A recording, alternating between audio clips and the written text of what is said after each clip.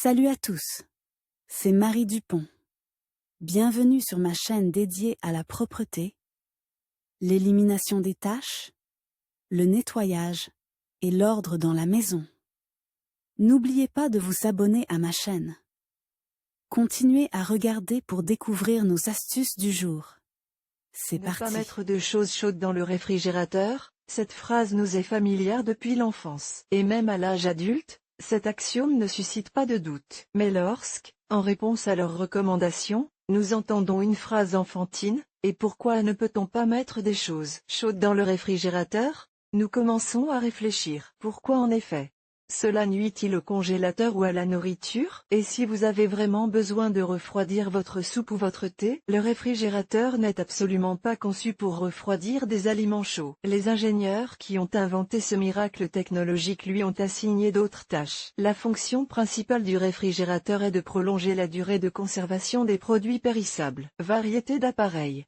Autrefois, la question de savoir si l'on pouvait mettre des aliments chauds dans le réfrigérateur ne se posait même pas. Pourtant, nos ancêtres disposaient également d'un freezer ou d'une glacière. Le prototype de la technique moderne était un grand bac caché dans la cave, rempli de morceaux de glace. On y déposait des pots de nourriture pour éviter qu'ils ne se gâtent. Comme il était impossible de se procurer des morceaux de glace au printemps et en été, le réfrigérateur était traité avec soin. Seuls les aliments complètement refroidis, dont la température ne différait pas de la température ambiante, étaient placés dans la cuve. Les réfrigérateurs modernes ne ressemblent pas à un bac à glace, mais l'interdiction est toujours en vigueur aujourd'hui. Alors pourquoi les aliments chauds ne peuvent-ils pas être rangés dans le réfrigérateur? Ne s'agit-il pas d'un simple préjugé? Deux systèmes de fonctionnement pour comprendre ce qui se passera si vous mettez du chaud dans le réfrigérateur. Il faut comprendre comment fonctionne le dispositif de refroidissement moderne. Les fabricants ont mis à la disposition des consommateurs des appareils qui fonctionnent selon l'un des deux systèmes suivants, goutte à goutte. On parle parfois de suintement. La chute de température dans l'appareil est dictée par un réfrigérant spécial. Ce réfrigérant circule dans la paroi arrière du réfrigérateur. Grâce au mouvement du liquide, la surface est refroidie et la température dans le réfrigérateur lui-même diminue progressivement. Les produits à l'intérieur de l'unité ont une certaine humidité. Cela entraîne la formation d'un condensat persistant sur les parois. Ce dernier se transforme en dépôt de neige au cours du processus de refroidissement. Le moteur du réfrigérateur ne fonctionne pas en permanence et, lorsqu'il est éteint, la température augmente légèrement. Le givre commence à fondre. Les gouttes d'eau s'écoulent le long de la surface arrière dans un compartiment spécial. Pas de givre. Ces appareils ne forment pas de givre sur la surface arrière. Ils ne fonctionnent pas au détriment du réfrigérant, mais à l'aide de flux d'air de refroidissement spéciaux. Des ventilateurs sont intégrés au réfrigérateur. Ils dispersent l'air refroidi dans toutes les chambres. Contrairement aux appareils dotés d'un système d'égouttage, le système No Frost assure un refroidissement rapide et uniforme de tous les produits. Il existe une croyance selon laquelle les aliments chauds ne peuvent pas être placés dans un réfrigérateur fonctionnant selon la méthode de refroidissement goutte à goutte. Les appareils ménagers dotés du système No Frost peuvent facilement supporter de tels changements. Il s'agit d'une idée fausse. Les aliments chauds nuisent à la fois au premier et au second appareil. Pourquoi ne pas mettre des aliments chauds dans le réfrigérateur? 5 bonnes raisons. Le fait qu'il ne faut pas mettre d'aliments chauds dans le réfrigérateur est indiqué par les fabricants eux-mêmes. Cette interdiction figure dans toutes les instructions relatives aux appareils de réfrigération, et même dans la notation d'un des réfrigérateurs les plus résistants produits par la société West Frost. Il est fortement recommandé de refroidir d'abord le plat à température ambiante, puis de placer les casseroles sur les étagères. Ces interdictions s'expliquent par 5 raisons très convaincantes. Usure des appareils. En plaçant un plat chaud dans le réfrigérateur, vous violez immédiatement le régime de température à l'intérieur de l'appareil. Les capteurs réagissent instantanément et commandent au moteur compresseur de refroidir l'espace à la température requise. En fonctionnement normal, l'unité fonctionne de manière cyclique et s'arrête périodiquement. Cela permet de prolonger considérablement la durée de vie du compresseur. Mais si les capteurs détectent une température inconfortable, ils forcent le moteur à travailler de manière imprévue, en mode intensifié. Cela entraîne une usure rapide et une panne du dispositif de refroidissement. L'appareil équipé d'un système de goutte à goutte souffre particulièrement des différences de température. Cependant, une telle charge n'est pas non plus recommandée pour le système No Frost. Mauvais effet. Les aliments qui n'ont pas eu le temps de refroidir, lorsqu'ils pénètrent dans un environnement froid, Comment ça? Émettre des vapeurs chaudes de manière intensive. Ce phénomène peut affecter les aliments qui se trouvent à proximité. Imaginez ce qu'il adviendra des fruits frais et comment la viande réfrigérée réagira à ce réchauffement soudain. Pour les produits laitiers, ce voisinage peut entraîner une détérioration rapide. Changement de saveur. Les chefs cuisiniers soutiennent que le plat cuisiné doit refroidir naturellement. Après tout, c'est au cours de ce processus d'auto-refroidissement, insiste-t-il,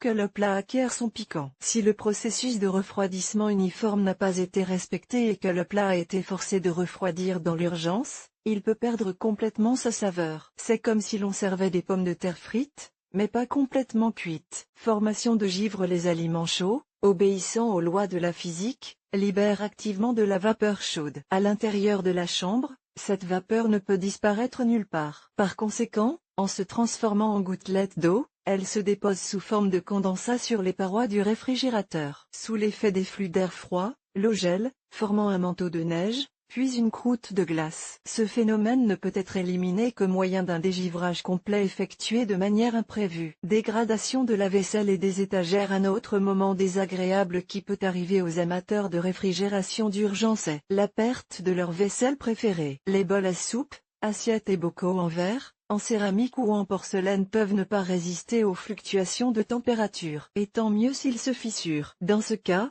seul le plat réfrigéré est perdu. Mais si votre vaisselle fait des caprices et se désagrège de manière spectaculaire, vous devrez dire adieu à la plupart des produits, voire à tous. N'oubliez pas les étagères en verre du réfrigérateur. Elles non plus n'aimeront pas les châteaux métalliques chauds. Vous savez ce qui peut arriver d'autre lorsque vous placez des aliments chauds ou tièdes dans un réfrigérateur moderne? Votre pauvre ouvrier commencera à refroidir le plat avec force. Et pendant qu'il travaille à fond, la consommation d'électricité est multipliée. Cette voracité du réfrigérateur peut considérablement détériorer le fonctionnement de certains appareils ménagers. Comment contourner l'interdiction? 2 conseils. Alors, s'il est catégoriquement interdit de mettre des aliments chauds au réfrigérateur, comment faire pour obtenir un refroidissement accéléré lorsque c'est nécessaire? Il existe 2 façons de refroidir un plat ou une boisson, même par les journées les plus chaudes. Bain d'eau froide caractéristique. Avez-vous déjà eu à cuisiner au bain-marie? C'est le principe, comme le montrent les commentaires,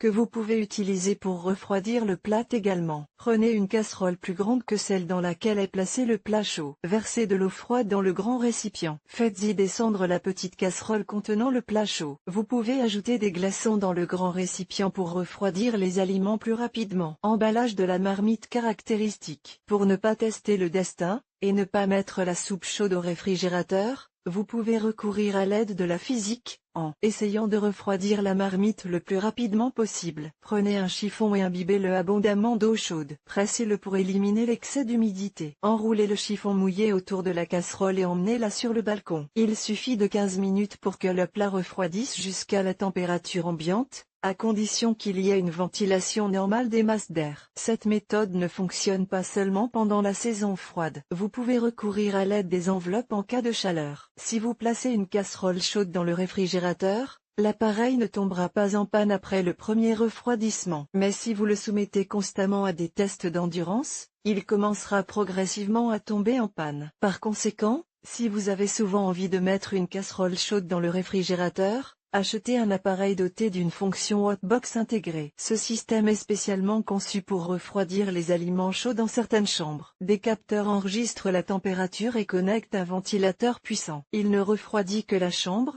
sans affecter l'état de l'appareil ou le reste des aliments.